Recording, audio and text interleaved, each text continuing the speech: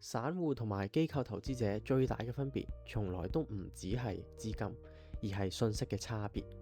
當你睇到新聞買股票嘅時候呢，機構投資者 iBank 好多時已經用演算法分析資金流向。當你憑感覺覺得股價太低，量化 model 其實已經計到佢內在嘅風險。我係 Paris Trader。過去幾個月，我將原本喺 Bloomberg Terminal 喺彭博入邊好重要嘅一啲數據資訊，同埋避險基金內部嘅複雜數據模型，全部咧都整合到我哋全新嘅網站平台 Paris Trader Terminal。咁呢一個呢，今日我唔單止係介紹我哋呢個新嘅工具網站，而係要教你一套如何好似專業投資者咁樣思考嘅獲利邏輯。呢一套系統呢，會完美咁幫你避開市場嘅陷阱，鎖定聰明嘅錢到底喺邊一度，應該做啲乜嘢，邊度食糊，邊度入場，同埋會介紹晒我哋所有嘅工具。所以今日呢個影片呢，相對嚟講呢係會比較長。咁啊，記住，亦都好多重點，記住拎支筆出嚟寫低，因為呢係需要每日都用嘅。咁首先係 homepage， 我哋會有我哋嘅簡介啦，非常靚仔嘅即時更新喺 TradingView 度拎嘅一啲數據，市場數據。咁然之後會有 Week Ahead， 我哋平時嘅週末推薦嘅 summary 重點呢，我會擺咗喺度。咁你見到暫時英文啦，咁跟住我會加翻個中英插件，就喺左上角右上角啦。咁俾你撳掣，轉中文、轉英文，甚至係轉其他泰文啊、菲律賓文等等都得嘅。咁呢個慢慢就會整出嚟㗎啦。咁第一步呢，就係 Market Intelligence。咁呢一個係咩嚟呢？其實係一個天氣台。咩意思呢？就係你開車之前啊，都會睇下天氣啦。做交易都一樣，應該要睇下啊，到底今日係咩天？咁落雨咪擔遮係咪？咁冇落雨嘅時候，咩意思啊？就係 fix。好多時呢個恐慌指數就代表30日嘅預期嘅波動程度係咪？咁一般低於18呢，我哋都會叫佢做 comfortable，即係好安全。咁你見到呢一個有個heat map 嘅圖啦，咁你見到佢喺非常之左邊，即係非常之安定，亦即係話呢個聖誕呢，大家都係如冇事發生，唔會大升，亦都唔會大跌。咁個 skill 呢係比較多嘅 skill 呢，就係 put 隨意 call 嗰個 skill。咁呢正常嘅，因為一路升咗好多啦，係咪個市一路升咗好多上嚟？咁我哋見到除咗金之外呢 NQ 啦，我哋睇基本上日圖呢一路升到而家都冇回過。咁正常都會買 put，其實佢哋正常行為嚟嘅，就唔需要擔心。咁 VVIX 呢個就係波動率嘅波動係啦 VVIX。咁呢個係新嘅 concept 嚟嘅。咁就係話，如果呢個波動率，即係第一個呢個波動率挫得好勁，即係突然間係20好驚，突然間唔驚，突然間好驚唔驚，咁呢個呢，其實係一個驚嘅信號嚟，就係變得唔穩定呢，就係講緊市場趨勢呢，好大機會發生改變，即係出一個大嘅單 trend 或者大嘅 up trend，即係爆邊啦，簡單嚟講。咁你見到呢個巴，如果三個人呢喺中後方呢，咁就真係冇事啦。如果喺呢一邊呢，好 Q 錯，即係連個波動率都好錯嘅時候呢，咁大家就要注意減注啦。咁好多時呢，呢樣嘢其實呢就係一個 overall broad market 成個大環境市場嘅 market risk。咁就話到俾你知啊，而家係驚定唔驚？咁對於我哋投資股票好重要，做 swing 嗰度好重要。點解啊？因為當你知道啊個市就嚟要大回嘅時候呢，其實你就會適當地減貨。即係有人喺 TG 就問啊幾時 TP 啊嗰啲銀或者係其他一啲 Rocket 嘅 RK LB 嗰個 Rocket Lab 幾時食啊？咁其實如果你玩得 Swing Trade，其實就係一路入好嘅股票，揀好咗，揀啱嘅 setter，揀啱個 theme。睇2026或SpaceX IPO，咁你等噶嘛會，咁就唔會突然間話啊，因為佢升得太多所以要食，其實唔係嘅。好多時就係話個 market 如果回，即係預咗佢突然間會回得勁嘅，咁咪食啲或者食大半，跟住等一啲我哋日圖嘅 ST，我哋嘅牛熊線先入翻咯，係啦，大概係咁嘅。咁下邊呢個咧就係耳熟能詳啦，我哋平時日日都 send 出喺個 group chat 入邊會見到嘅 S&P versus VIX 嘅 correlation。咁呢個咧相關性就係話正常啦。升市咧，即係嗱呢一個軸咧係S&P 標普嘅 percentage 啦，daily percentage change。譬如今日咁啊，就喺呢度啦，咁啊冇乜喐到。咁然之後個 fix 咧就係呢一條啦，呢個軸就係 fix 嘅。咁正常地咧升市咧，咁個 fix 就應該跌啦，係咪？跌市嘅時候咧，個 fix 咧個恐慌指數咧就會升，就主要係左上角呢格啦，同埋右上角呢格嘅。咁如果係升市嘅時候，但係個 fix 又多咧，就升咧，咁啊即係呢一格咧就唔尋常噶啦。或者係跌市嗰時啊，但係個 fix 仲要跌喎，啲人唔驚喎，即係假跌市啦。咁你又會知道係唔尋常嘅舉動啦。咁即係左上右下都係正常嘅，右上左下係唔正常嘅。咁呢啲係我哋要去觀察嘅，正常唔會出現嘅。咁我哋會睇有啲咩要注意啊。譬如今日咁其實佢升0.03，其實真係冇喐過啦。咁大概 fix 升咗少少，咁即係過夜，可能係星期五晚。估星期一會唔會突然間 weekend 有啲 tariff 嘅事情發生啊，放核彈啊等等，咁但係機會都細啦。你見到個 VIX 都係升3.6啫，咁啊冇乜特別嘅。OK，咁第二部分咧就係個 market breadth 啦，咁就我哋個市寬啦。其實我哋都耳熟能詳噶啦。咁佢每日咧，我呢個網站嘅嘢咧係自動會更新嘅。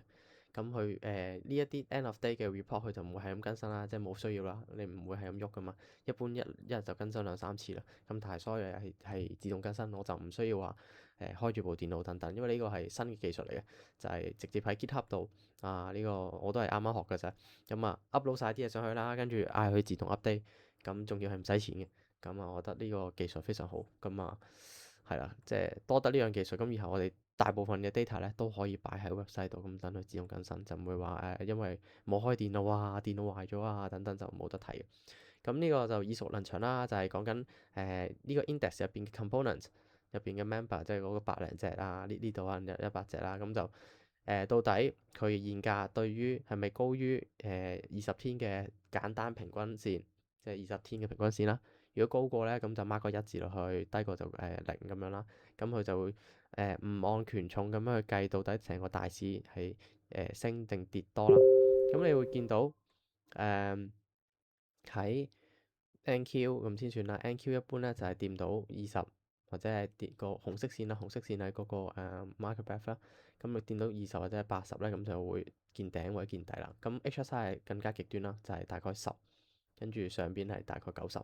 你見到一掂90咧，即刻回嘅；一掂90即刻回嘅。黑色線係 HSI，咁呢個大家都熟晒，咁就得閒就睇住啦。如果喺啲50，即係嗰條紅色線喺50嗰啲位置，冇咩好做嘅，多數等到100隻10，但係每日你睇住咧，咁你先知道噶嘛，係咪？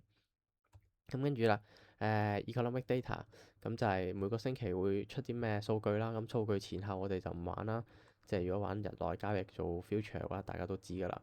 咁或者係如果真係好想賭嘅，我都會同大家講，好似今晚好大機會全部日圖1小時，全部細攤 film，全部指向同個地方，咁就值得搏下咯。係啊，如果唔係就唔玩咯。就算我哋 EA 啦，我哋嘅黃金 EA，佢自動都會 filter 走晒呢啲事情嘅，即係開 data 前15分鐘，後15分鐘佢都唔識出嚟，都唔會出嚟。咁非常厲害。咁亦都係根據呢一個表，咁佢都係一個星期更新一次啊。呢啲冇必要日日更新，因為即係 fix 嘅嘢嚟噶嘛，係咪？咁我哋去到第二個session 股票，咁股票咧亦都係一樣啦。咁每個星期我會更新翻下星期有啲咩重要嘅 earning 業績出啦。咁如果有啲好大或者有興趣講嘅，我都會講下我到底我預期係點啦。大家可以了解下嗰個趨勢。咁但呢排就冇乜重點啦。咁但係希望即係點解要將所有嘢擺晒同一個地方呢？就係好方便，好 standardize 自動化，好有規律咁去睇同一樣嘅數據。即係我每日就係睇呢一堆數據，跟住去做決定。咁呢一個係我嘅一個理念，就係話我哋做嘢要有 consistent，即係唔可以話我中意就 update 下，中意就睇下，唔中意就唔睇。其實就唔係咁，希望啲嘢就做得 standardize。咁我哋睇完天氣啦，咁我哋要揀啲啱嘅工具啦，係咪啱嘅上車？要上車咁玩揀架靚車係咪？咁我最自豪嘅一個新 function Stock DNA。咁咧呢個前排都出咗一個 Wicosell，即係我哋新嘅官網，我哋擺咗喺叫做 Pair Trading 嘅Program UK 網站。咁喺入邊咧，你可以揀個股，你可以睇到佢個 DNA 嘅咩意思咧？譬如AAPL Apple，咁佢就係會賺錢，財務 OK，跟住近期咧就升得多，咁小心 RSI 回。咁呢啲咩嚟咧？其實就係用一個 Five Factor Model。咁大家如果想知係咩咧，可以 Google 下呢一個學術嘅 paper。咁佢就係將一隻股票咧分咗5個因子。咁你會睇到個雷達圖啦，呢個五角星嘅圖咧就係話俾你知market beta 到底佢係咪好似風高浪急，即係短線交易嘅。如果短線交易嘅咧，就會黐到十分嘅啦。咁如果係長線交易，一般佢就縮到呢度嘅。咁喐下喐下咁啊，7點幾中間分咯，係咪 Apple？獲利品質就係咩意思咧？就係公司到底係賺真錢定假錢。咁你見到啦，Apple 係10分，即係真係賺真錢咩先？真係有 product 出咯，就唔係吹水流，唔係得 PowerPoint。OK，咁跟住啦，value 係咩意思咧？就係便宜估值。咩意思啊？就係話佢個 assets 對於佢而家個股價係貴定平。咁如果佢黐到呢度咧就好平，如果喺呢度就係有啲貴，去到中間就特別貴。咁呢樣咧就係要即係你可以評估多隻股票大概佢屬於咩嘅一個特性咯。咁跟住 momentum 就係最近嘅趨勢向上定向下啦。咁你見到佢向上啦，係啦。咁然之後最後就係個 size 啦，就係如果佢黐到最後呢度咧就係小型股，咁爆發力就強咯。咁如果係拉喺中間咧就係代表大型股，咁啊比較穩陣嘅。咁你可以見到下邊有個總評語嘅高波動率、高品質。momentum 嘅 leader，即係如果市升嘅時候咧，佢就會升嘅。咁你睇埋 beta 啦，beta 就係高於正常市場嘅 return 嘅一個分數，即係高於 S&P 標普幾多 percent 啦。當標普升嘅時候，佢會升幾多；跌嘅時候跌幾多。咁就係大概1.43倍，1.43倍咁就係高風險，其實都算。咁但係呢隻好高風險咩？我哋睇埋RKLB 我哋有個 RKLB 咪啊，太空股。咁我哋睇小型股啦、成長股啦、momentum leader，即係講緊去太空呢個 sector 升嘅時候咧，佢會升得好勁。咁我哋睇到，但係佢就係一個小型股嚟嘅，見到小型股嚟嘅，極高小型股，beta 都多嘅。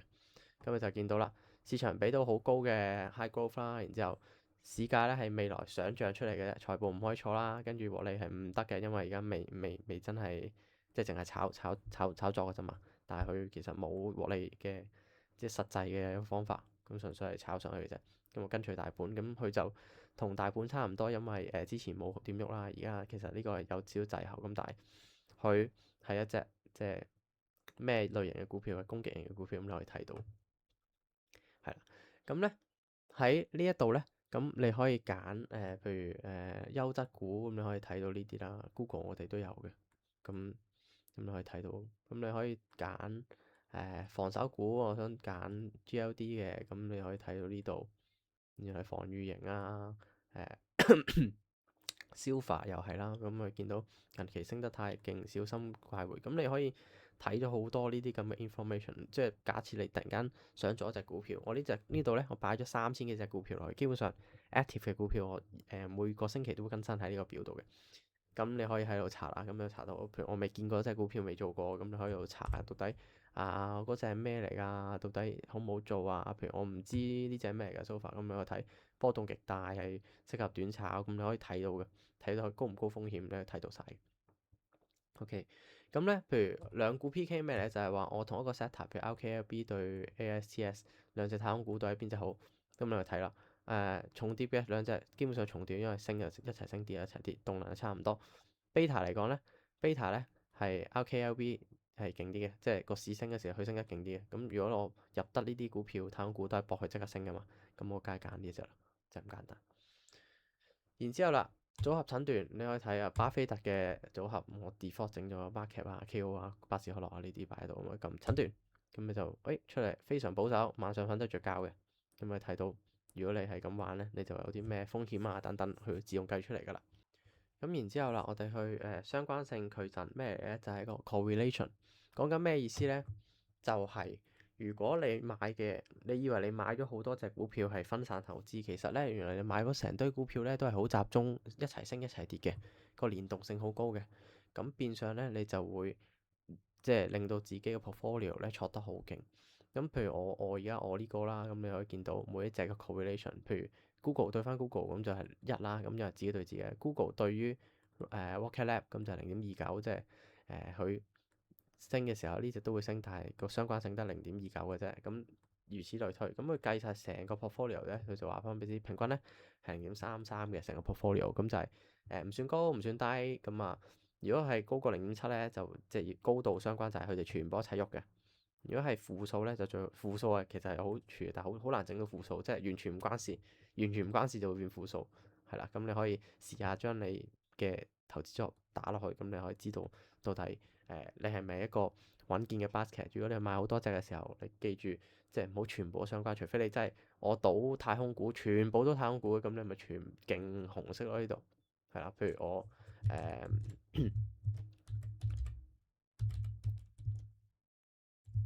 咁樣。咁啊，勁紅色就係0.63、662，就係話佢哋係好相似嘅，佢哋好相似。咁你去買同一樣嘢嘅時候，你咪好容易瀨嘢咯。即係佢一回咁，你成個 portfolio 單可能好多 percent。OK，咁個説明就喺呢度啦，個 five factor。咁有興趣可以自己睇翻嘅。咁跟住啦，thematic basket 呢個係咩嚟咧？呢一個咧其實就係一個講緊概念股嘅策略。咩意思咧？就係你平時睇S&P 或者係 NQ，你冇一個即係你大概知我今日啲股票係可能我哋睇 ETF，睇 ETF，睇一啲板塊 ETF，知道係航空股升嘛，但係航空股入邊都分好多隻噶嘛，咁你點知邊隻啫？係咪先？咁原來可能嗱，我而家定義咗係AI Energy 一嚿嘅，AI Value 一嚿嘅，自動駕駛一嚿嘅，咁你就知道我今日邊啲升邊啲跌，或者無人機，或者係 EV。FinTech 又跌喎，咁你可以睇到邊一啲跌得特別勁啊，等等，或者係 Google Supply 今日係升嘅，咁或者係一啲散熱啊，仲有啲核能嘅，呢個係咩？呢個係 NEO 係啦，核能嘅一啲 provider 啦，呢一度或者係 OpenAI，咁你可以睇到晒全部啊 Quantum 嗰啲雲計算機咁啊跌得好勁，邊隻跌得多會唔會鬧？咁你可以喺度睇到晒所有好多好重要嘅嘢，你就可以喺度一次過睇晒。咁到底啲聰明錢去咗邊個 sector？會唔會係本身跌咗好多日，突然間開始升？咁你可以睇到開始升之後，你睇邊一隻入邊最勁啊？跌全部嘢跌緊，但係佢都冇跌嘅，會唔會係準備升啊？咁呢啲係可以去用 thematic 呢個 basket 一個概念板塊去觀察。咁慢慢我會加多啲落去，咁但係就方便大家去睇我譬如咩概念係升緊，而喺呢一堆概念入邊，到底邊一隻係好？咁你咪塞翻落去頭先 stock DNA 逐隻睇，或者成堆一齊睇。到底邊一隻好，咁你就知我咁多隻 basket，你冇理由全部買晒噶嘛，你就唔係揀一兩隻嘅啫嘛，同一隻，多數一個 basket 入邊你都係揀一隻嘅啫。咁我嘅做法就係咁，係啦。咁咧下一步啦就係 ETF Smart Money 咩嚟咧？呢個咧就係leverage 嘅 ETF。咩意思咧？就係而家美股佢唔係淨係得一就咁 ETF 噶嘛，唔係 QQQ，佢可以係買 Apple，但係你想買 Apple 2倍，咁你可能就係 AAPX。咁你相關嘅嘢咧，你可以喺呢一度可以睇到，咁你可以見到，即係你喺牛牛或者任何地方，你會見到，打落去就係 TRX 2X Long Apple，咁就係 Apple 升1%，佢就升2%，跌就跌2%咁樣咯。咁今晚咧就係 Apple 就比較多人去鬧，係啦，今晚比較多人去鬧。咁然之後跌，即係我兩邊都有嘅個 volume 升同即係呢隻升得最好啦，跟住呢一邊係跌得最多，咁你可以睇翻呢啲人俾人買緊跌喎，今日嘅觸動係幾多？會唔會係開始一齊沽啊？去沽2倍喎？其實呢一啲即係好似一個leverage 嘅 position，即係好似一隻 option 咁，你見到啲人開始沽IONQ 喎，咁係咪一齊沽啊？咁你其實見到佢10點半已經出咗個向下息路，咁你可能跟住沽或者係一日圖去落到去38咁你咪做一個 short position 咯。咁你可以 enter。咁呢啲係啲 quick 嘅 money，就係話除咗 option 之外咧，呢個都係其中一個 indicator，大家可以睇。同埋咧，你可以喺下邊呢度咧，我整咗個叫20day 嘅 volume trend map。呢個咩嚟咧？就係中間嗰個數值咧，即係193呢個咧，就係個 volume 相對今日即係當天呢個，譬如24號啦，當天嘅 volume 相對於佢喺20篇嘅 volume 到底係有幾勁？即係多，譬如呢個多過20篇係93%，因為193%，即係多過平時93%啦。跟住如果呢一格嘢係綠色咧，即係代表嗰個係個股價係升嘅，股價係升嘅。如果好綠色咧，就即係股價升得好多，係啦。咁如果係嗱，呢度又寫埋啦，price up，但係 volume 低咧，佢就會係另一個色嘅。咁你可以睇嗰啲就係突然間，我話呢隻個色好勁嘅，咁你咪知佢轉向咯。譬如呢一隻，佢個 underlying 係 fine，咁你去睇下 fine 係咩嚟啦？我都唔知咩嚟㗎，咁啊睇樣原來應該整飛機㗎啦，搞什麼飛機？咁啊18號開始突然間變綠色嘅喎，係咪18號？咪睇啦，boom，18號呢度，咁你第二日先買你都贏啦，係咪？就係咁解。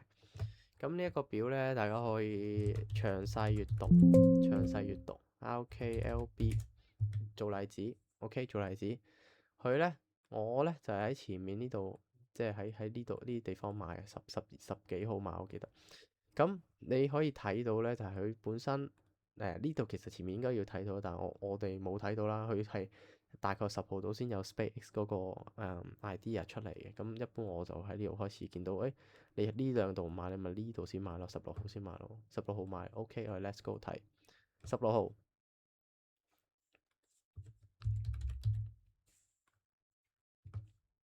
十六號喺邊度啊？呢度呢一度，咁你見到 boom 上晒去啦。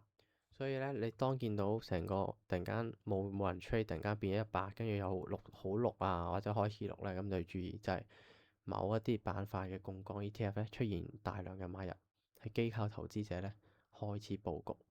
OK，咁下一格咧就係 insider trading 啦，咁啊呢啲就係即係喺個主板上面，即係喺set 入邊公佈嘅，咁就係啲 CEO 啊、CFO 啊自己銀荷包喺度買自己啲股票啊嘛。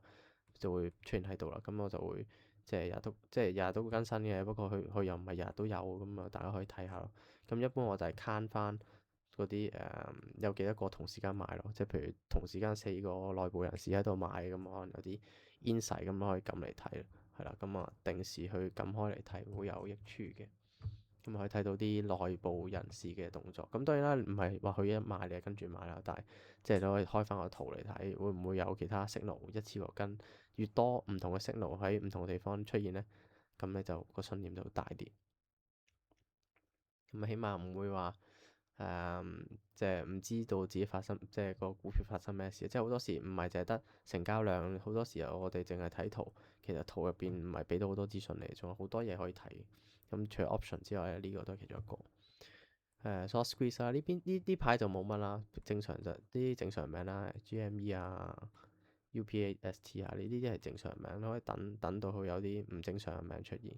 咁呢個 method 咧就係我去short interest 入邊最多過50隻啦，然之後我哋再上網去揾到底有冇息率。咁呢排全部都冇息率，冇息率就可以 skip 啦。如果有息率，可以開個圖嚟睇啦，開翻其他嚟睇。一般就係睇佢 short interest 啦，或者係佢會唔會fail to settle，即係譬如有人short sell 咗佢，跟住俾唔到，即係 冇辦法 buy back，跟住 fail to settlement，即係佢交唔到貨，咁跟住會 fat 翻喺度，咁我就會加個好大嘅分數，咁就令到呢個 total score 咧係變到好高分嘅。咁跟住 X 或者係 Reddit 喺啲網上平台好多人講咧，咁我亦都會加啲分俾佢，咁暫時就見唔到有。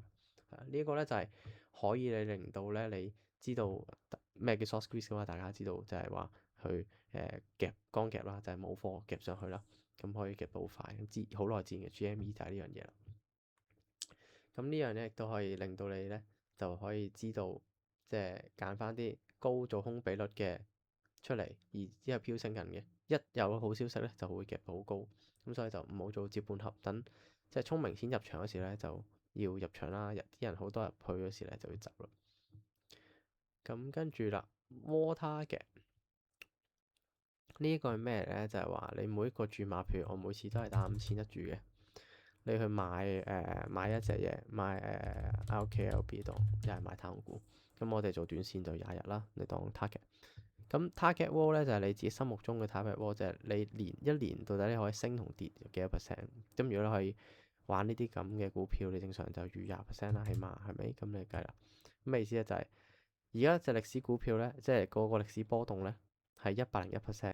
呢個咩意思咧？就係每日喐幾多 percent？101.85，一般你除翻15.78，咁咁你見到一日大概喐6.45%嘅，呢一隻股一日係可以喐6.45%，咁你真係上同跌，你突然間你一日見到喂Paris 今日即係跌回咗5-6%，係咪要斬啊？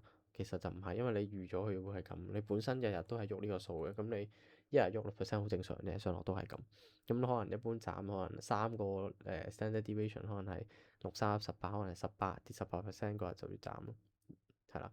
咁然之後咧，佢就用呢個方法咧去計算你本身5000蚊係咪買晒5000蚊啦？其實就唔係嘅，就係話如果你想瞓得着覺係20%，錯一年錯20%瞓得着覺嘅，咁變相佢係成100窩嘅100窩，咁你大概買1/5注咯，1/5注係啦，咁佢都係話俾你佔1/5注，咁呢一度除翻1/5注，大概1000蚊咯，咁1000蚊買咗幾多手咧？咁又買到12股，係啦，咁呢個就係話翻俾你知，到底你用幾多嘅資金去買你心目中嘅波幅率，即係好多時話啲人話我接受到其實成50-60%喐嘅，咁但實際上佢跌10%你就見到賴屎咁。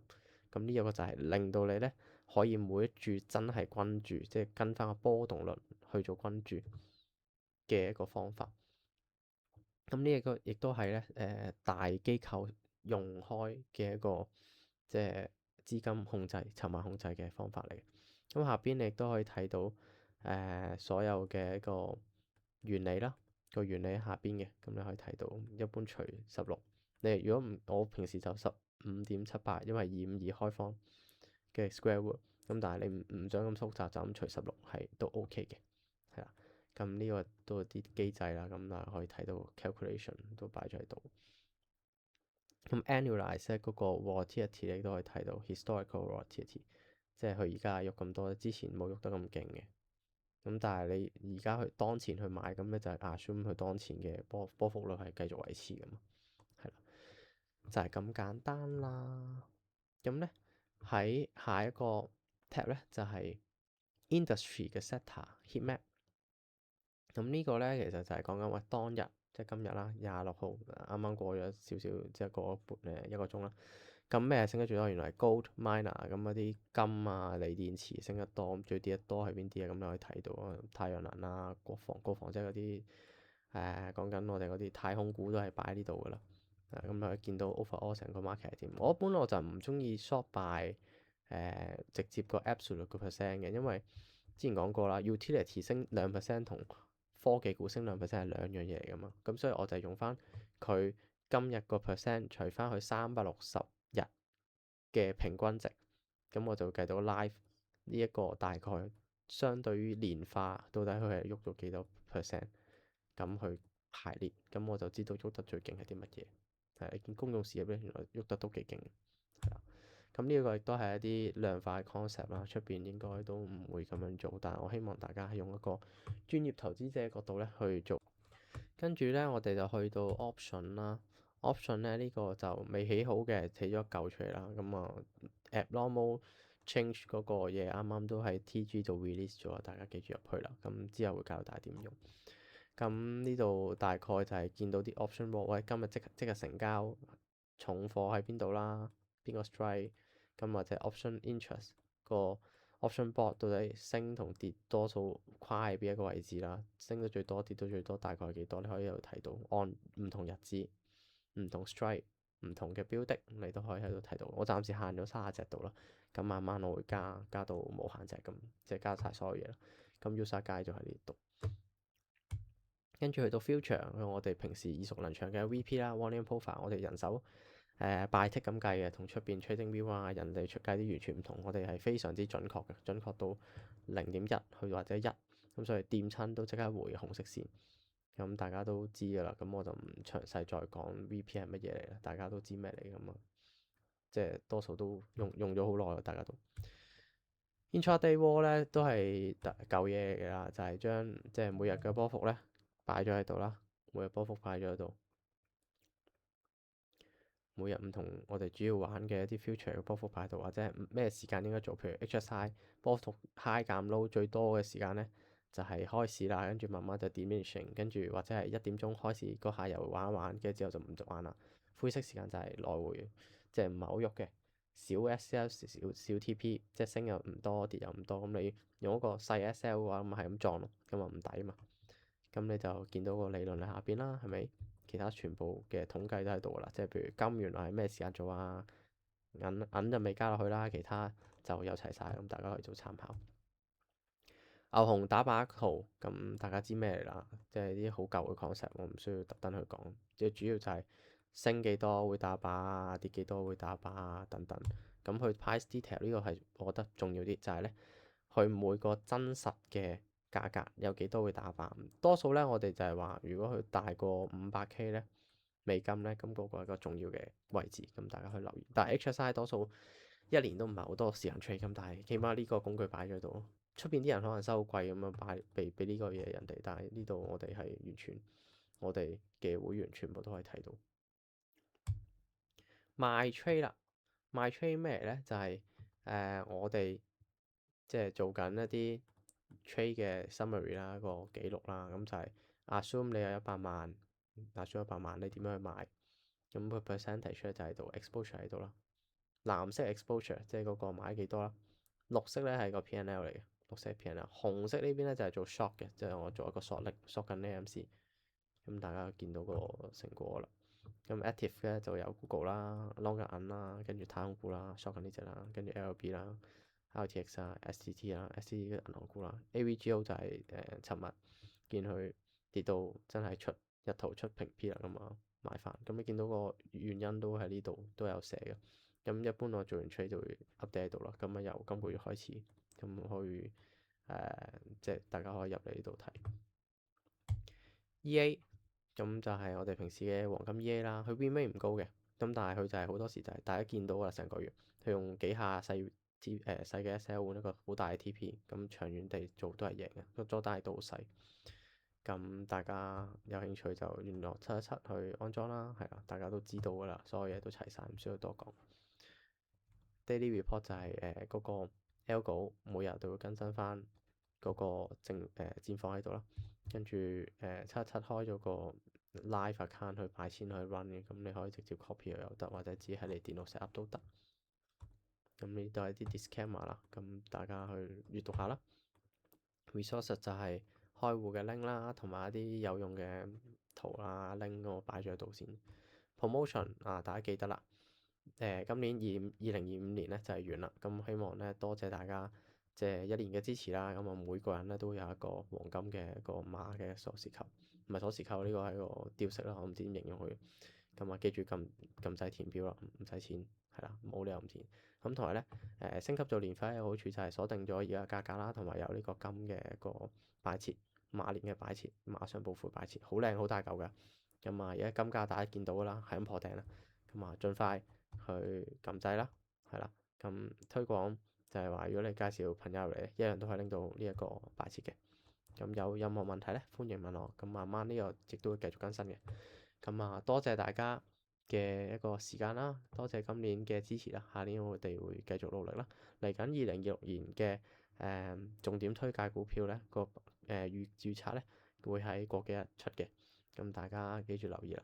咁我哋最大嘅宗旨就係用數據去説話啦。咁亦都係即係聽到大家好多意見啦。即係原本呢好多呢啲嘅工具咧，其實係我自己私藏，即係自己用嘅。咁亦都係無私咁分享俾大家，希望大家可以利用呢啲工具去跟得好啲啦，做得好啲嘅計劃。即係譬如日內唔得閒做嘅，可能做 swing 嘅，咁可以去買 trade 睇下啲 idea 啦，會唔會參考下等等。咁希望呢一堆嘅工具新嘅嘢，去幫到大家下年係繼續贏大錢。